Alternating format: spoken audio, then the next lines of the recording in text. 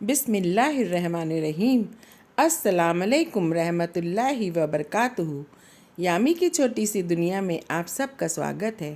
آئیں اور یامی کی چھوٹی سی دنیا میں شامل ہو جائیں۔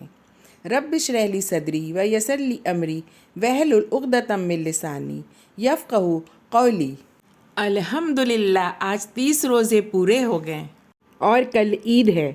یوں تو کل عید الفطر ہونے کی بہت خوشی ہے، مگر کہیں دل اداس بھی ہے، کیونکہ رمضان المبارک کا یہ رحمتوں اور برکتوں سے بھرپور ماہ رخصت ہو رہا ہے۔ اس ماہ مبارک کی برکتیں، رحمتیں، مساجد میں رونقیں، راتوں کو جاگ کر قیام اللیل کرنا، قرآن پاک کی تلاوت کرنی، روزے رکھنا، صدقہ کرنا، فطرہ ادا کرنا، زکوٰۃ دینی، غرض کے جہاں نظر ڈالو سب نیکی کے کاموں میں لگے ہوئے، سب عبادتوں میں مشغول، گویا ہر قسم کی عبادت کا ایک عالمی موسم بہار ہو، جس سے دنیا کا ہر مسلمان اپنے اپنے ایمان اور تقوی کے مطابق حصہ پا کر دل کو سکون اور آنکھوں کو ٹھنڈک مہیا کر رہا ہو۔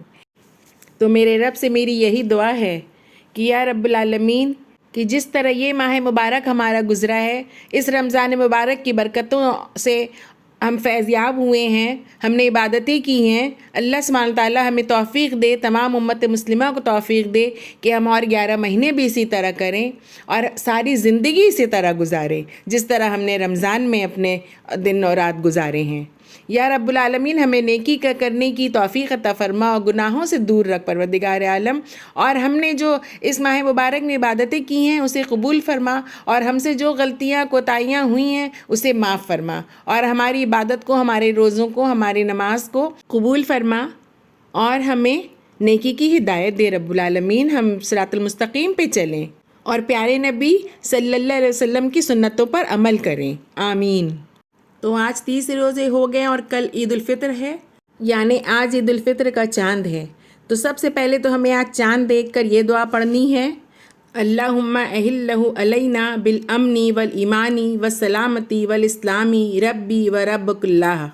اے اللہ، مبارک کر ہمیں یہ چاند برکت اور ایمان اور سلامتی اور اسلام کے ساتھ۔ اے چاند میرا اور تمہارا رب اللہ ہے۔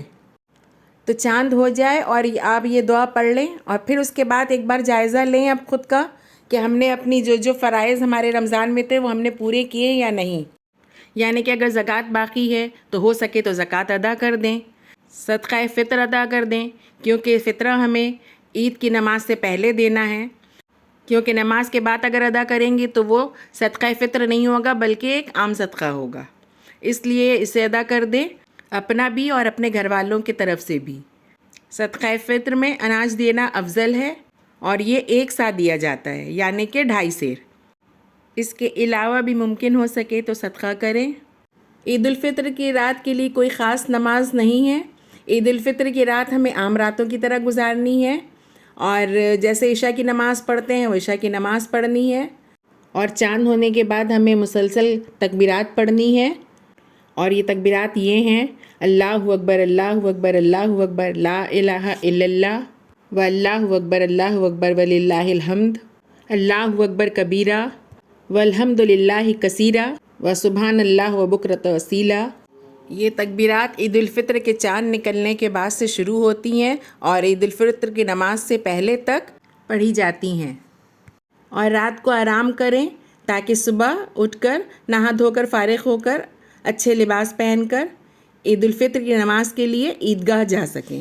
صحابہ کرام رضی اللہ عنہم عید کے روز صبح غسل کیا کرتے تھے، تو ہمیں بھی چاہیے کہ عید الفطر کے دن صبح غسل کریں اور اچھے لباس کو زیبتاً کریں، ہو سکے تو نئے لباس پہنیں، اگر نیا لباس پاس نہیں ہو تو جو سب سے اچھا لباس ہو اسے پہنیں، اور جب تیار ہو جائیں اور عیدگاہ کے لیے نکلنے لگیں تو چند کھجوریں کھا لیں، کیونکہ حضرت انس بن مالک رضی اللہ عنہ فرماتے ہیں کہ رسول اللہ صلی اللہ علیہ وسلم عید الفطر کے دن کھجوریں کھائے بغیر عیدگاہ کی طرف نہیں جاتے تھے، اور نبی اکرم صلی اللہ علیہ وسلم کھجوریں طاق کھاتے تھے، یعنی 1، 3، 5 یا 7۔ اسے بخاری نے روایت کیا ہے۔ تو ہمیں بھی طاق کھجوریں کھا کر عیدگاہ کے لیے جانا چاہیے۔ عیدگاہ پیدل جانا اور پیدل واپس آنا سنت ہے، عیدگاہ جانے اور آنے کا راستہ بدلنا سنت ہے، یعنی کہ ایک راستے سے جائیں اور دوسرے راستے سے واپس آئیں۔ نماز عید بستی سے باہر کھلے میدان میں پڑھنا سنت ہے۔ نماز عید کے لیے خواتین کو بھی عیدگاہ میں جانا چاہیے۔ نماز عید کے لیے اذان ہے نہ اقامت۔ عید کی نماز میں پہلے نماز اور پھر خطبہ دینا مسنون ہے۔ عید کی نماز میں 12 تکبیریں مسنون ہیں۔ پہلی رکعت میں قرأت سے پہلے 7 اور دوسری رکعت میں قرأت سے پہلے 5۔ نماز عید کی ان زائد تکبیروں میں ہاتھ اٹھانے چاہیے۔ خطبہ کے دوران خطیب کا تھوڑی دیر بیٹھنا مسنون ہے۔ نماز عید سے پہلے یا بعد میں کوئی نفل یا سنت نماز نہیں ہے۔ عید کی نماز تاخیر سے پڑھنا ناپسندیدہ ہے۔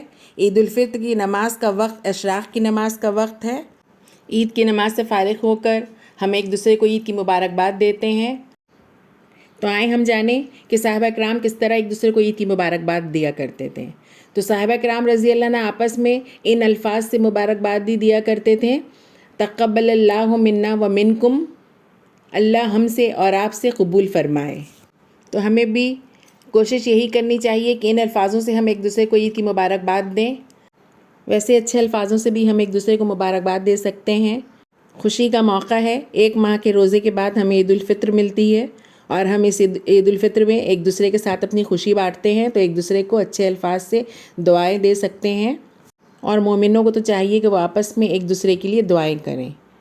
آخر میں میرے رب سے میری یہی دعا ہے کہ اللہ سبحانہ تعالیٰ تمام امت مسلمہ کو کتاب و سنت میں چلنے کی توفیق عطا فرمائے، ہمیں نیکی کی توفیق عطا فرمائے اور گناہوں سے دور رکھے۔ اور میرے رب سے میری یہ بھی دعا ہے کہ یا اللہ سبحانہ تعالیٰ ہم نے اس ماہ مبارک میں جو عبادتیں کی اسے قبول فرمائیے گا مولا۔ یا رب العالمین ہمارے روزوں کو، ہماری نمازوں کو، ہماری عبادتوں کو قبول فرمائیے گا، تمام امت مسلمہ کی عبادتوں کو قبول فرمائیے گا اللہ، اور ہمیں نیکی کی توفیق عطا فرمائیے۔ ہمیں کہنے، سننے، سمجھنے اور اس پر عمل کرنے کی توفیق عطا فرمائیے، آمین یا رب العالمین۔